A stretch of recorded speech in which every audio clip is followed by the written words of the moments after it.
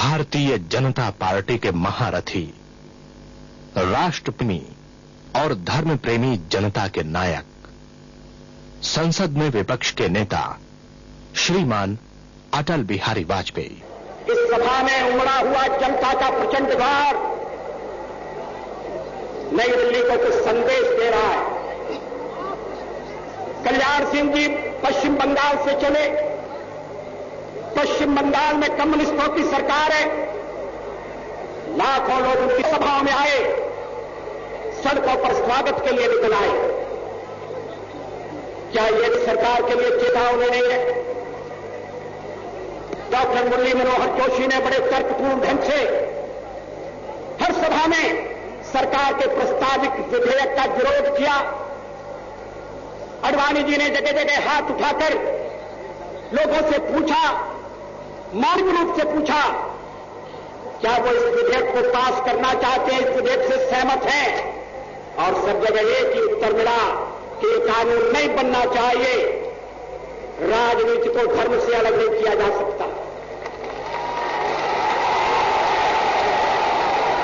लेकिन प्रधानमंत्री अपनी हट पर अड़े हुए।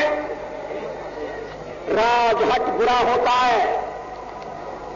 अगर प्रधानमंत्री ने राजहट नहीं छोड़ा, उन्हें राज भी छोड़ना पड़ेगा और राज के साथ हट के समेत वो चले जाएंगे।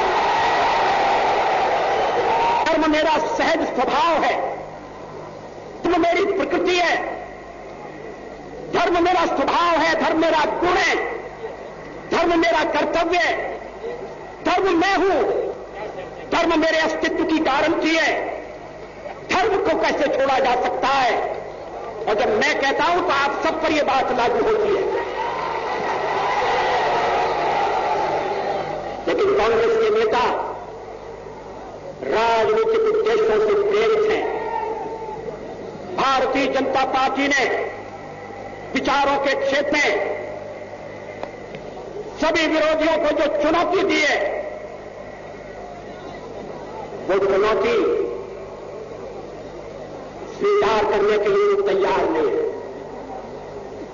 वो विचारों की लड़ाई विचारों से नहीं जीतना चाहते, विचारों की लड़ाई कानून बना जीतना चाहते। हमें चुनाव के मैदान में पछाड़े, हम तैयार हैं, लेकिन उन्हें अपने पर भरोसा नहीं है, उन्हें देश की जनता पर भी विश्वास नहीं है।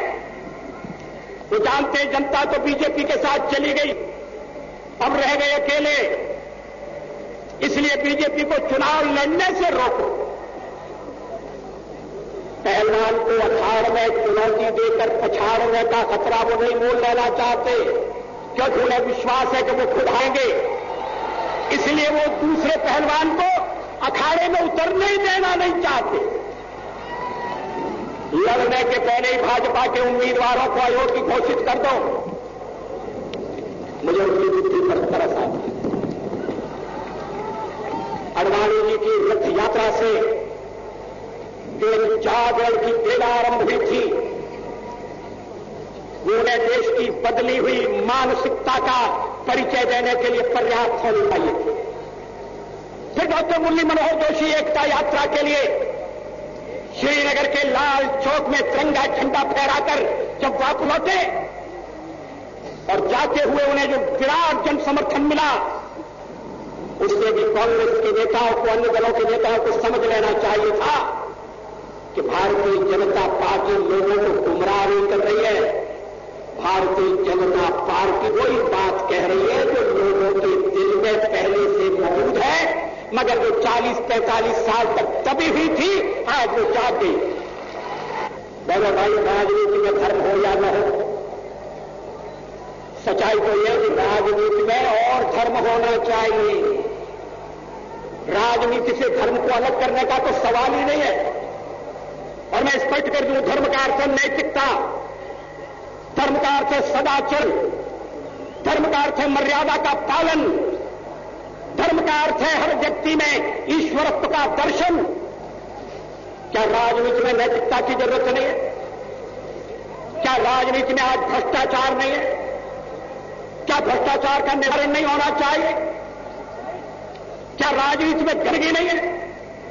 जीवन के और भी क्षेत्रों में गंदगी राजनीति सबसे बाजी मारने की। ये काजल की कोठरी हो गई। काजल की कोठरी में कैसो सयान हो जाए, काजल की रेत बाल लाग है तो लाग हो। आज लोगों की राजनेताओं की विश्वसनीयता पर लोग उंगलियां उठा रहे हैं।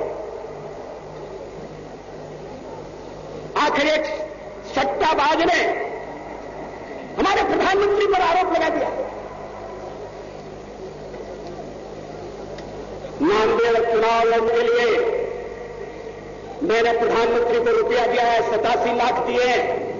ये राजनीति का विकृत रूप भारतीय जनता पार्टी इस रूप को बदलना चाहती है।